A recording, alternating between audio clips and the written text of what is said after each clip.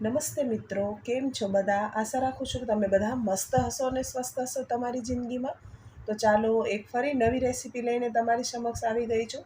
આજે આપણે બનાવીશું કાચી કેરીનું કચુંબર. એકદમ ટેસ્ટી બનાવીશું. અને તમે જો પહેલીવાર બનાવતા હશો તો જ્યાં સુધી કાચી કેરી મળશે ત્યાં સુધી તમે આ કચુંબર છે તે જરૂર બનાવીને ખાવાના છો. તેના માટે મેં એક કાચી કેરી લીધી છે. તેનો દાંડલાનો ભાગ છે તે આપણે આવી રીતે કાઢી લઈશું. કેરીને છે તે છોલવાની નથી.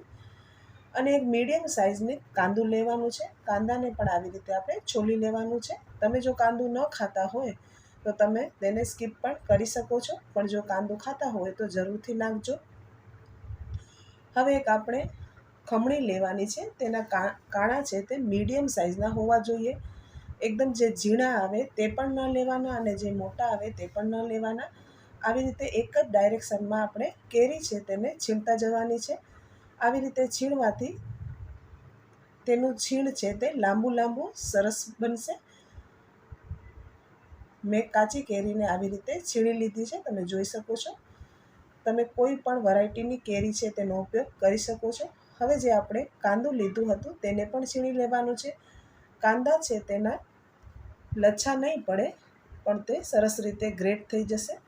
તમે ચાહો તો કાંદાને એકદમ ઝીણું ઝીણું સમારીને લઈ શકો છો, પણ આવી રીતે લેવાથી બહુ જ સરસ લાગે છે. એક વખત તમે જરૂરથી ટ્રાય કરશો. અને હવે કાંદાને પણ મેં સરસ રીતે છીણી લીધું છે.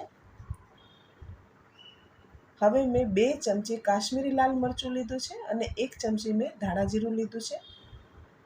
2 ટેબલસ્પૂન જેટલો ગોળ લીધો છે અને સ્વાદાનુસાર મીઠું લઈશું. બસ આટલા જ મસાલાની આપણે જરૂર પડશે. અને 1 ચમચો જેટલા મેં લીલા ધાણા લીધા છે. હવે બધી સામગ્રીને આવી રીતે આપણે મિક્સ કરવાની છે. હલકા હાથથી મિક્સ કરીશું.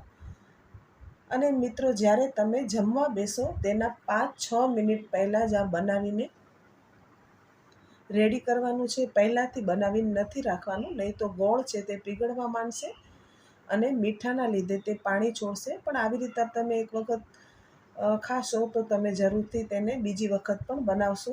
તો મિત્રો, તમને મારું આ કાચી કેરીના કચુંબરની રેસીપી કેવી લાગી કમેન્ટ કરીને મને જરૂરથી કહો. અને જો તમને વિડીયો સારો લાગ્યો હોય તો વિડીયોને લાઇક, શેર અને સબસ્ક્રાઈબ કરવાનું ના ભૂલશો. બાજુમાં રહેલા બેલ આઇકનને જરૂરથી પ્રેસ કરજો, તેથી તમને મારી આવનારી વિડીયોના નોટિફિકેશન મળે, તે પણ ફ્રીમાં. અને હા મિત્રો, જો તમને મારા વિડીયો સારા લાગતો હોય તો તમે તમારા ફેમિલી ફ્રેન્ડમાં પણ તેને શેર કરવાનું ના ભૂલશો. અને મિત્રો, તમને કાચી કેરીની ચટણી અને મોઈતોની રેસીપી જોઈતી હોય તો તમે મારી ચેનલ પર જઈને જોઈ શકો છો. બહુ જ ટેસ્ટી બને છે. તો ચાલો મિત્રો, ફરી મળીએ આવી ઇન્ટરેસ્ટિંગ અને નવી રેસીપી સાથે. ત્યાં સુધી આવજો. Thank you for watching.